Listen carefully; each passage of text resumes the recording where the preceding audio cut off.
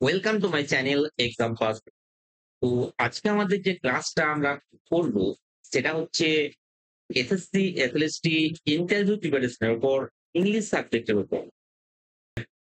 তো ইংলিশ সাবজেক্টের লিটারেচার নিয়ে আমি দুটো ক্লাস নিয়েছি। একটা রোমান্টিক এজের ক্যারেক্টারিস্টিক দিয়েছি, আর রোমান্টিক এজের পোয়েট গুলো সম্বন্ধে বলেছি। তো আজকে আমি যেটা ক্লাস নিব সেটা হচ্ছে ভিক্টোরিয়ান এজ। তো ভিক্টোরিয়ান এজের যে ক্যারেক্টারিস্টিক সেটা কিন্তু আমাদের জানতে হবে। কারণ পরীক্ষায় আমাদেরকে জিজ্ঞেস করতে পারে যে ভিক্টোরিয়ান এজের ক্যারেক্টারিস্টিক্স গুলি কি? তখন তো আমাদেরকে বলতে হবে। এবং শুধু তাই নয়, আজকে আমি ভিক্টোরিয়ান এজের ক্যারেক্টারিস্টিক এর সঙ্গে সঙ্গে ভিক্টোরিয়ান এজের যে পোয়েট গুলো আছে তাদের আলোচনা করব। আর পরবর্তী একটি ভিডিওতে আমি ভিক্টোরিয়ান এজের যে নভেলিস্ট আছে তাদের নিয়ে আলোচনা করতে। ওকে? তো দেখো ক্লাসটা শুরু করি। তো ভিক্টোরিয়ান এজের যে ক্যারেক্টারিস্টিক্স আমরা আলোচনা করব তার প্রথম সেটা হচ্ছে রিয়ালিজম। তো ভিক্টোরিয়ান লিটারেচার যে ক্যারেক্টারিস্টিক ছিল তার প্রথমটা হচ্ছে রিয়ালিজম, মানে বাস্তববাদ।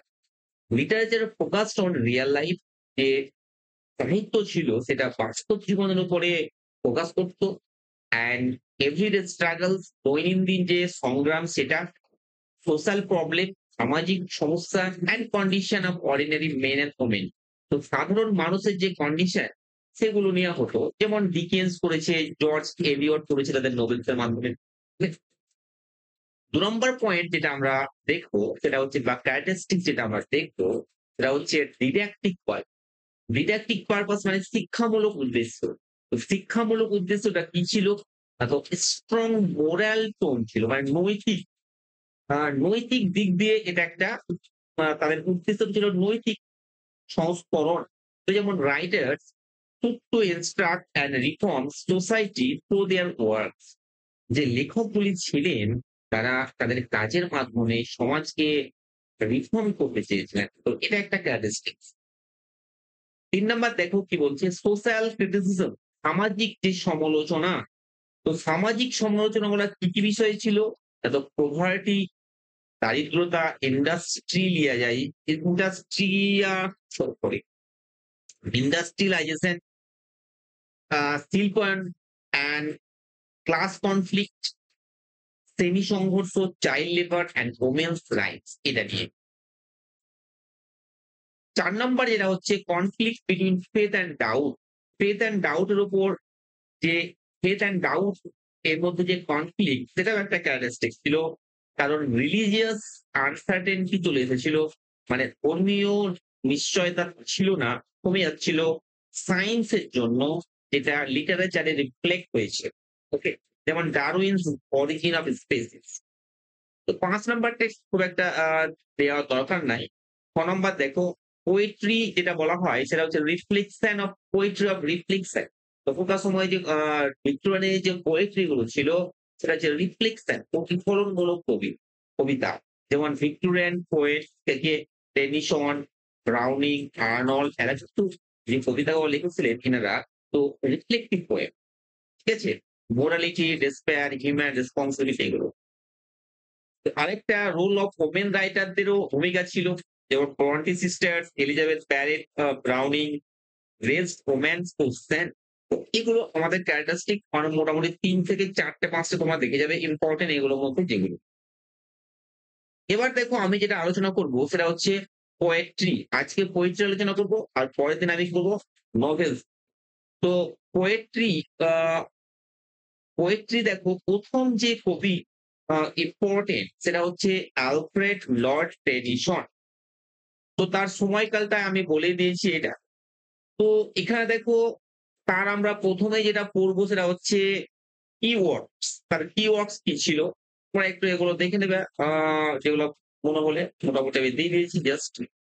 তো ১ম কবিতা তার যেটা ছিল সেটা হচ্ছে লেডি অফ স্যালট, ইউলিসিস, মঠ দা আর্থুস বা আর্থার। তো এগুলো যেটা আছে, তো তার পোয়েম ছিল লেডি অফ স্যালট, ইউলিসিস এগুলো। আরেকটা তার যে কবিতা, দেখো কি বলছে, এলিজি ছিল একটা, মেমোরিয়াম, ভেরি ইম্পর্টেন্ট। এটা কোশ্চেন ইন্টারভিউ ধরে যে মেমোরিয়ামটা কার মানে জন্য লেখা হয়েছিল? আর এটা একটা এলিজি ফর এ এইচ হ্যালাম, মানে আর্থুর হেনরি হ্যালাম। এটা একটা রিফ্লেকশন কিসের উপর? Life, death, immortality and faith এর উপর। তো এটা ইম্পোর্টেন্ট। আরেকটা আসছে মড। মডটা কি? না হচ্ছে মনোড্রামা, ইনটেন্স বাট কন্ট্রোভার্সিয়াল। হ্যাঁ? আরেকটা আইডিলস অফ দ্য কিং। তো এটা রিটেলিং কি King Arthur's legends with moral symbolism. Enoch Arden story of self sacrifice. তো এইগুলো হচ্ছে অ্যালফ্রেড টেনিসনের কাজ, তোমরা একটু দেখে যাবে। তো তার যে ক্যারেক্টারিস্টিক্স কবিতার সেগুলো কি? তো মাস্টার অফ ইমেজারি ছিল and musical verse, themes of faith and doubt, personal loss and society, supreme lyricist. আর তাকে বলা হয় representative voice of Victorian England. এগুলো মোটামুটি দেখে যাবে। ২ নম্বর কবি কে ছিল? Lord Browning. তো লর্ড ব্রাউনিং কি? তো লর্ড ব্রাউনিং দেখো এটা দেখে যাবে সে ইনফ্লুয়েন্স হয়েছিল শেলির দ্বারা। কার দ্বারা? শেলির দ্বারা। তো সে ট্রাভেল করেছিল কোথায়, কোথায়? Russia, Italy. তার বিয়ে করেছিল এলিজাবেথ ব্যারেট ব্রাউনিং কে। তো দেখো তার মেজর যে ওয়ার্ক সেগুলো কি? না তো পলিন, এটা একটা ইন্ট্রোস্পেকটিভ ওয়ার্ক, সেলিস ইনফ্লুয়েন্স এখানে আছে। Paracelsus, themes of knowledge and love, এটা জ্ঞান এবং প্রেমের একটা বিষয়। স্ট্যাফোর্ডটা হচ্ছে তার একটা প্লে। সর্ডেলো হচ্ছে ভার্স, এটা অবসকিউর। আর্ট ভার্সেস লাইফ নিয়ে। Tales of pomegranate series. হুম। তারপরে তার সেভারাল প্লেস ছিল, যাই হোক সেগুলো ল্যাক ছিল through stagecraft. Dramatic lyrics এবং ড্রামাটিক রোমান্সেস, তার যে সে ড্রামাটিক মনোলগ লিখেছিল কি, কি? যেমন ধরো a poems, my last duchess, bishop's orders stones, meeting at night, এগুলো।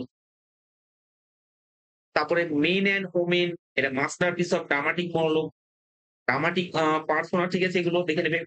ওকে? আর তারপরে যারা একটু লেস ইম্পোর্টেন্ট বলা যেতে পারে এ দুটো পরে।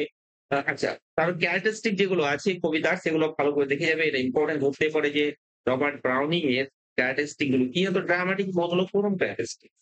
হিজ ইউনিক কন্ট্রিবিউশন, যেটা psychology, inner conflict through speech, কথাবার্তার মধ্য দিয়ে সাইকোলজি বা ইনার কনফ্লিক্টটাকে বার করা। যেমন লাস্ট ডাচেস এক্সাম্পল দিই।